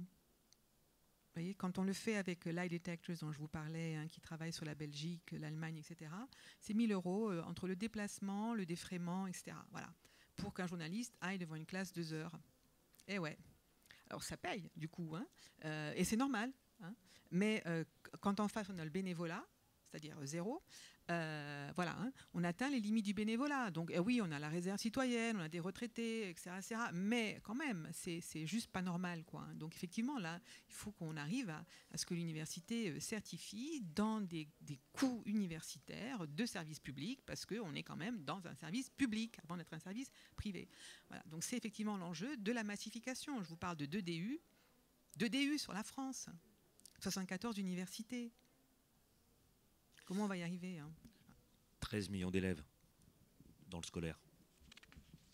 Oui, je voulais juste répondre à votre question sur la certification. Enfin, on a entendu l'écho et peut-être que Thomas Braun pourra donner aussi son sentiment. Ça fait une bonne liaison avec la table ronde de tout à l'heure où je pourrais vous parler justement de cette certification qui est en train de se construire. Et c'est vraiment la profession des professionnels de l'information et des médias qui s'est emparé de cette question, qui s'est dit on a besoin, nous professionnels, de se former parce que tous les journalistes ne sont pas des bons pédagogues pour pouvoir intervenir en émis. Comment est-ce qu'on fait pour parler à des jeunes? Comment est-ce qu'on co-construit avec l'organisateur, l'enseignant ou l'animateur dans une association? Et donc, cette certification, elle n'a pas vocation du tout à écraser tout ce qui existe parce qu'il y a de nombreuses initiatives. C'est un peu, en termes d'action de formation, l'ADN des radios associatives, mais c'est permettre un peu un signal, une reconnaissance. Et on peut créer des certifications, les plus connues et identifiées sont évidemment celles de l'Éducation nationale. Les branches professionnelles peuvent créer des certifications et c'est dans ce cadre-là que je vous exposerai plus précisément tout à l'heure. Et voilà, pour faire la liaison. Et on est, vous l'avez dit tout à l'heure, l'EMI, c'est multi-acteurs. Et voilà, les branches professionnelles de l'audiovisuel et de la presse veulent apporter leurs briques. et propose cette certification qu'on est vraiment en train de construire avec les journalistes. Il y a quelqu'un du CLEMI qui participe à notre comité de pilotage. Le ministère de la Culture est également là. Bon, Étienne, Milien de la PEM. Et voilà, enfin, j'en parlerai un petit peu plus tout à l'heure. Moi, je m'excuse parce que je ne pourrais pas rester tout à l'heure. Malheureusement, je dois aller à l'INA. Mais il y a aussi les open badges. C'est-à-dire qu'il y a aussi des certifications dans le numérique et il faut y penser comme à une option. Tant que l'université ne bouge pas, on ne va quand même pas attendre que l'université bouge. C'est compliqué, on sait, bon d'accord, c'est un process. Mais en attendant, c'est pour des choses qui soient plus gratuites, tout en ayant de la qualité, on peut aller sur des MOOC qui font des formations à l'EMI et d'autres formations comme les CMEA qui donnent des open badges, c'est-à-dire là c'est gratuit. À l'issue d'une formation qui est certifiée, et c'est un peu comme la blockchain, tous les participants à la formation, toutes les associations qui ont soutenu, etc., se portent garantes de la qualité de ce qui a été fait. Alors moi, je le fais par exemple beaucoup dans les pays en développement, la Tunisie, des endroits comme ça, où là, alors c'est encore pire que chez nous, mais où il y a des besoins énormes en éducation aux médias. Et je suis en train de l'appliquer en ce moment aussi en France, mais parce que voilà, c'est une des solutions possibles. Ce que j'ai dit sur les partenaires médias, faire le tri, sélectionner les projets, attention, entendez-moi bien, il y a quelque chose qui est extrêmement important aussi ces dernières années en France, et c'est très reconnu à l'international, c'est la capacité à faire travailler ensemble des professionnels de l'information et des médias avec des enseignants. Ça, même au Canada aujourd'hui, on nous dit, mais ça, nous, les journalistes savent bosser dans leur coin, les enseignants dans leur coin. Mais cette liaison-là, telle que le CLEMI l'a dans sa vocation depuis sa création, il y a bientôt 40 ans, puisque nous ferons le 40e anniversaire en 2023, c'est une spécificité, notamment liée aux actualités tragiques qu'on a vécues ces dernières années.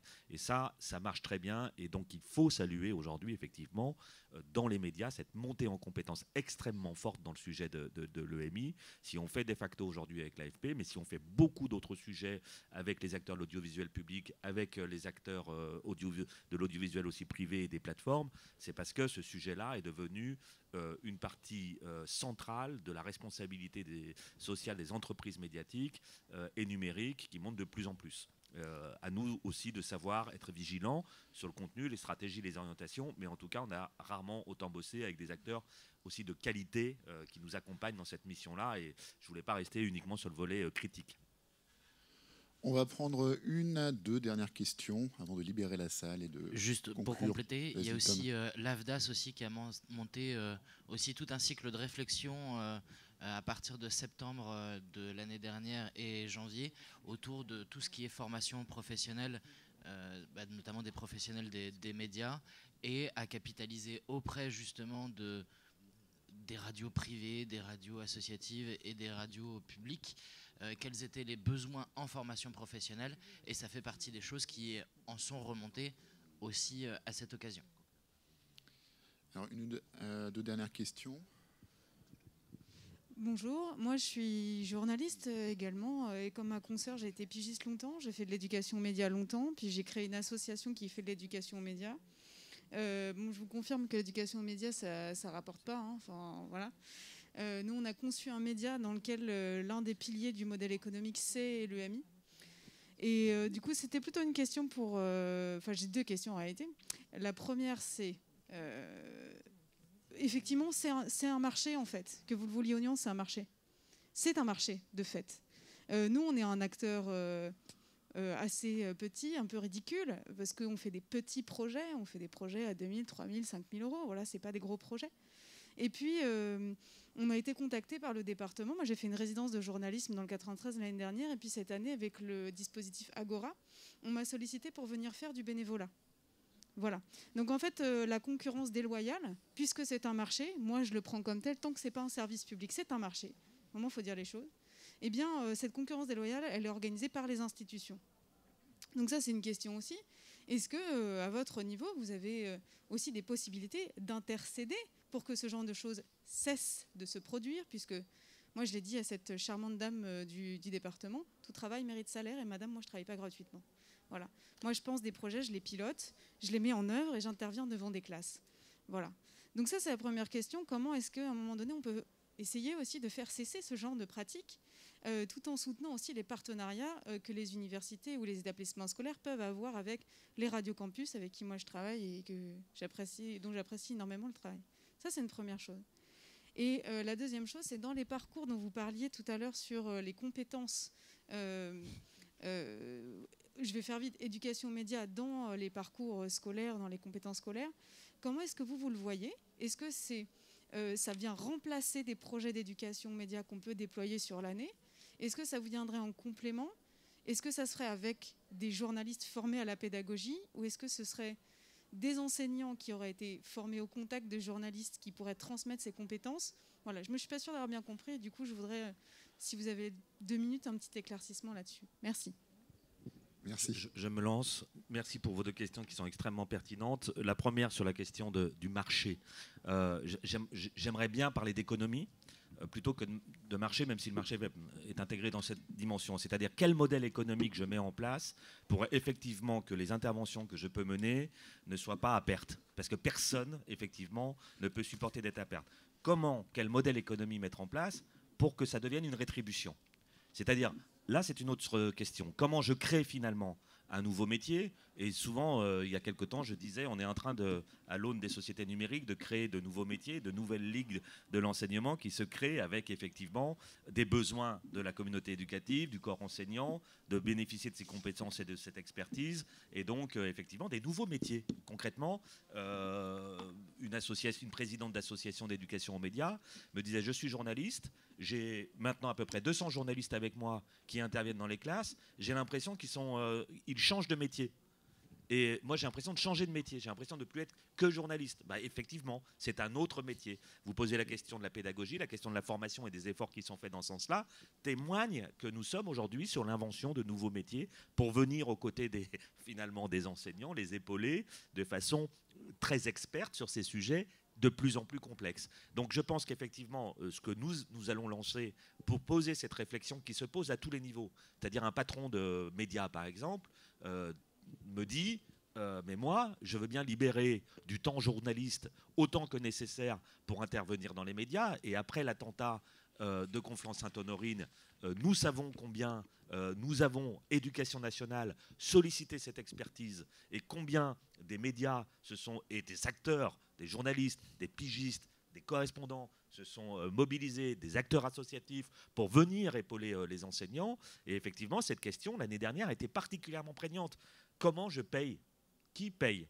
Et donc là-dessus, effectivement, ce modèle aujourd'hui, on a quelques pistes qu'on a vues émerger après janvier 2015, d'associations ou de collectifs qui ont su se constituer et qui ont su trouver un modèle qui ne soit pas très rémunérateur, parce que je dis tout le temps, les gens, s'ils veulent faire de l'argent, je leur déconseille beaucoup ce secteur-là d'activité. Et la deuxième chose, ce n'est pas le plus rémunérateur. Parcours, la question des parcours et de la pédagogie, évidemment que ça va ensemble. Évidemment que dans le parcours citoyen que l'on essaye de défendre et de mettre en place, mais en tout cas dans toutes les pratiques qui sont menées en établissement, il y a une complémentarité et un besoin absolu de s'associer cette expertise. Je critiquais tout à l'heure les gens qui le faisaient à des fins autres que des fins éducatives, mais que évidemment votre place est à côté des enseignants, pas par-dessus les enseignants, aux côtés des enseignants pour effectivement les aider dans les projets pédagogiques en éducation aux médias et à l'information. Mais on pourra prendre le temps, si vous voulez, d'en discuter plus précisément.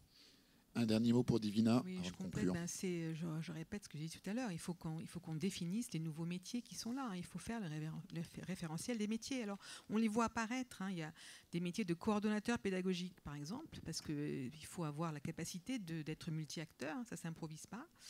Pour aller chercher les partenariats, etc., etc. Il faut de l'énergie, du temps, du savoir-faire.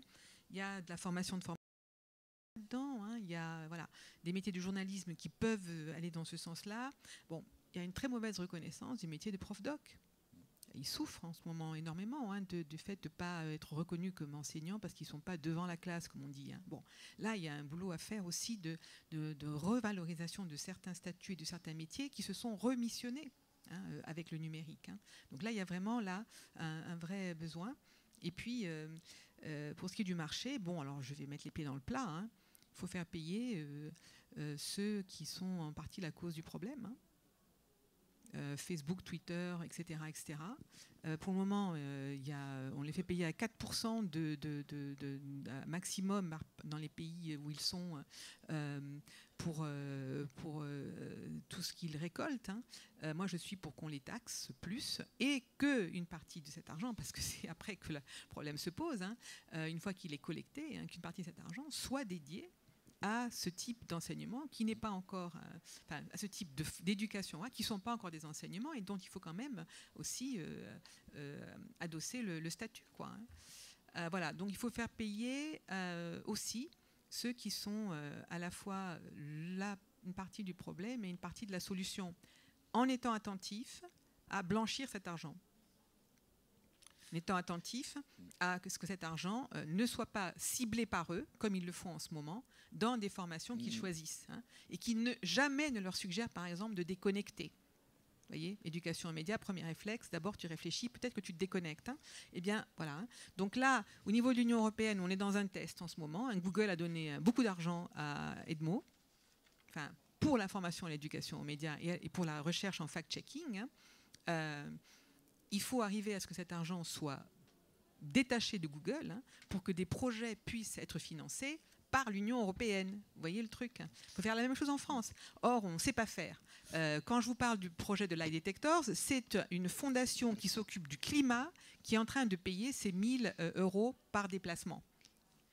Où est notre loi des fondations en France? Comment est-ce qu'on peut faire que Orange puisse apporter des soutiens, des financements complémentaires à des maisons de journalisme, etc. etc. C'est pas réfléchi. On ne sait pas réfléchir le marché de ce genre d'emploi et de travail.